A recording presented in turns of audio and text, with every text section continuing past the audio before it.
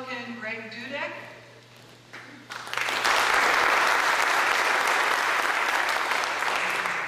Thank you. I'm humbled to be here with all these candidates that are so smart and so well qualified for this job. And this is just it's a very humbling experience for me.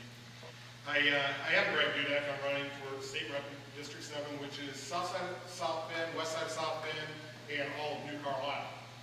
I have a small business on the south side.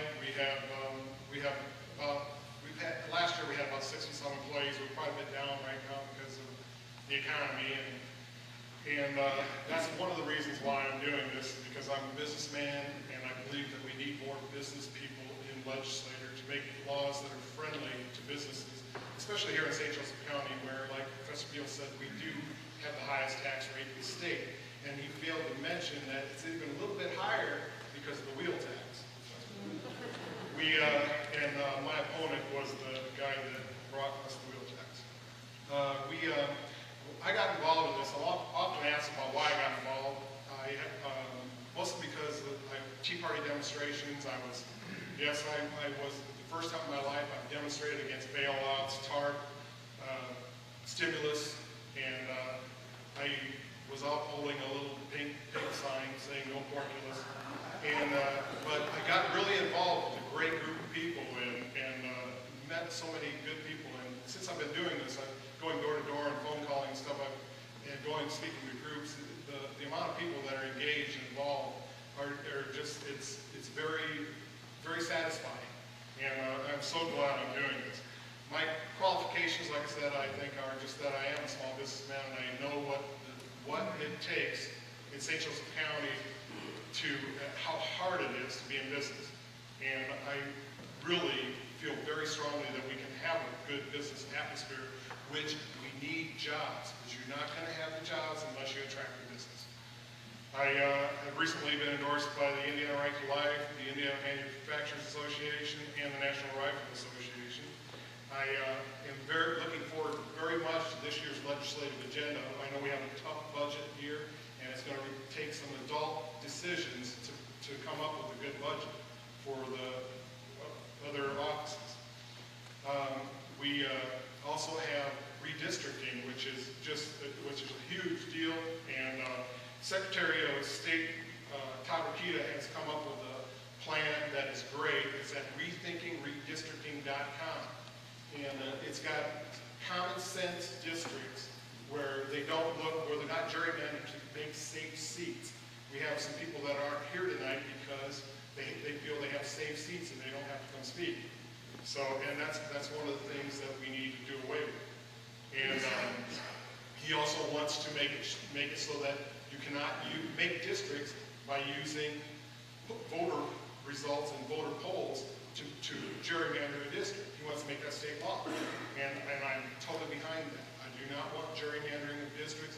It creates, like I said, safe seats, and you're not really truly represented. So, and I hope you notice I'm a little nervous up here tonight. I think that all your legislators should be nervous. And they, apparently we have some that are not nervous, and that's why they're not here tonight. And I really, it disappoints me, and I do thank you guys, Pete, for coming here, because I realize it is a tough thing for you guys, but I'm going to speak next week at a union meeting. So.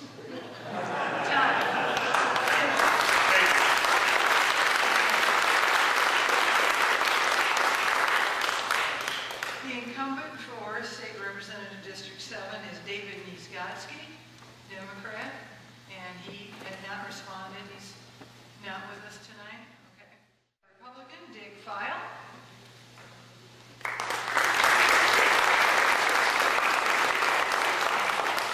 It seems like yesterday that I was here during the primary. This is such a beautiful place, and I didn't even try getting here tonight because I remember from the other time. I thank your group for bringing all this together. Some of these things are really not too complicated. I know when I hire somebody for a job, I always look at whether the background of the person for the job fits the need. In this case, we need jobs. We need business. We need economic expansion. We don't need regulations, and we don't need more laws. My opponent's a guy named Ryan Dvorak.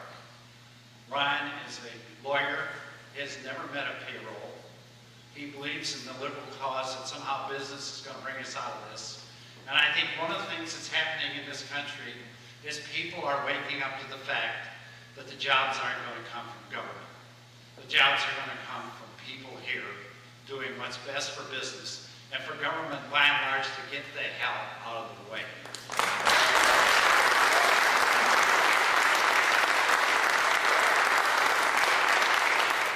Many people in government create this as a job that is their personal empire. And therefore, since they run a monopoly, you can't go someplace else for state government or federal government. They don't have to respond to you except at the time you vote. It's not a self-cleaning oven. It doesn't take care of itself like the free enterprise system. When I ran Coonswine Electric Company, the day we quit taking care of our customers was our last day, and we all knew it. People in government run monopolies, and they don't respond to what you need unless you talk and unless you help people like Big Pfeil and the rest of us here on this program to get into office. I started yesterday the Pfeil Innovation Center in conjunction with Memorial Hospital. We're going to put over 5,000 people in this region through that innovation center. This is because Time Magazine and a lot of other people said it isn't political hot air that gets us jobs. It's innovation that gets us jobs. When you go to Walmart, you see new jobs. You see new products. You see new services. And what was there 5 years ago is to be seen, because the marketplace rewards innovation. And so we're starting an innovation center for the first innovation center in the United States in this region. And it's not a federal program, it's a local program. What can government do besides get the hell out of the way? They can also be very careful how they tax us and how much wealth they take away. They create no wealth. They move it from one group to another and charge us like hell for the process of moving it. My phone number at my office is 273-1776. If that doesn't give you an idea of where I stand in the Constitution, nothing will. Thank you.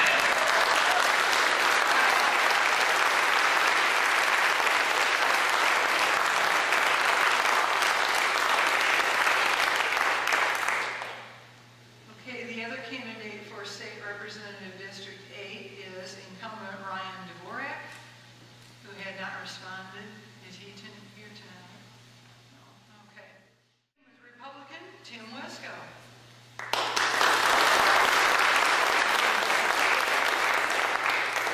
It's good to be with you all again this evening. Thank you, Big Kelly, for having this event. My name is Timothy Wesco. I'm running for State Representative, District 21, currently held by Jackie Walorski, who's running for Congress. I'm going to tell you a little bit about myself. I grew up in a family business in Elkhart County, Walter Piano Company. It was my grandparents' business. Eventually moved on and worked in the RV industry, and am now serving as a township firefighter in Penn Township. I was thinking about what I would like to speak to you all this evening about, and I really want to talk about three things. There are things I hear often about, and they would be the economy, fiscal responsibility, and family values. The economy is certainly the top issue in everyone's mind today. And going door to door, I always ask, what are you concerned about? Do you have any questions about those concerns? And oftentimes I hear, we need jobs, we know people that don't have work, we need help. My philosophy with the government is that we run the government as efficiently and leanly as possible, so we take as little money away from our employers and our businesses and our employees so that they can be successful, they can spend money, they can generate the economy, and the businesses can hire people. It's really that simple, and it's that common sense. But it's not easy.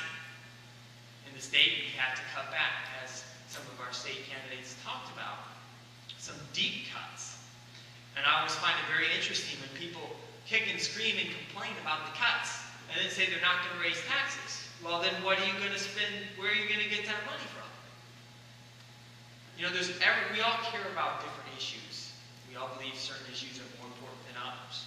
We all have one particular issue in our mind that is most important that we can't cut back on. But eventually we need to look at everything.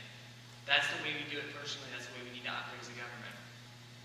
That leads us pretty much to fiscal responsibility, which I've already been talking about. Fiscal responsibility on the part of the state government is what makes the biggest differences in jobs and our economy. Living within your means. But finally, I want to talk about family values. Fiscally responsible government cares about its families. Because when the families fall apart, it costs the government that much more money. Here in South Bend, we have the Juvenile Justice Center, a beautiful building. I've been all through there. Here in the St. Joseph County, over 75% of our budget, county budget, goes to fighting crime. In that JJC, 90% of those young people come from one-parent homes. Don't tell me that our crime and our cost is not associated with the family. We as a state need to make policies that encourage families to stay together. We need to continue to defend the traditional, time-honored definition of marriage between one man and one woman. And I believe Hoosiers ought to have the right to vote on that. And finally, I believe that we must continue to defend life in all ways possible at the state level. Whatever legislation it is, if we can reduce the number of abortions, the number of killing of unborn children, then so be it. I will support it, I will fight for it, and I will push for it. Thank you all very much.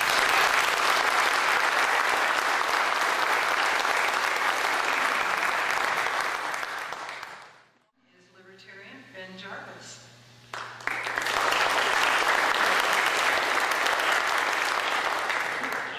Thank you all very much for welcoming me into this church. I was very touched by the remarks, the opening remarks of the pastor of this congregation. He talked about power and purpose, why we're here tonight. And so I thought that before we get to the question and answer period, which I'm very much looking forward to, I would talk about my purpose here tonight, which is not about power, but about my passion for politics, and specifically my passion for small government activism, which I think is a term that a lot of people here tonight can get behind. What I stand for is a small government approach to problems that we have in our society right now. I live in Concord Township. I went to Concord High School.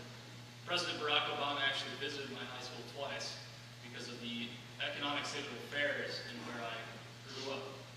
And so one of the societal problems we have nowadays, obviously, is our economy. And I believe the best solution to that is a small government solution. It's not just the right thing for government to do, to stay out of the way of business, to reduce our taxes, to reduce regulations, and to provide for a free market economy, but it will work better than big government solutions.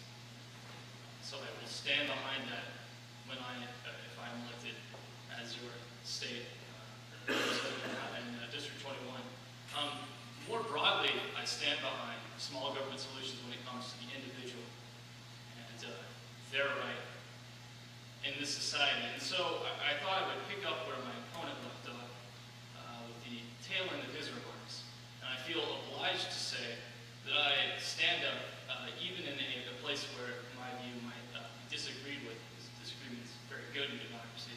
I stand up for a woman's right to choose to have an abortion if that's what she desires, because I believe in the liberty of an individual person, their right to their body, and the right to do what they please with their own life. I also would like to stand up here and support gay people in America who would like to marry their partners. I believe that the government does not belong in the business of the individual when it comes to marriage, and their expression of their love, that's a sacred bond between two people, and the small government solution is to stay out of that individual's private realm in their life.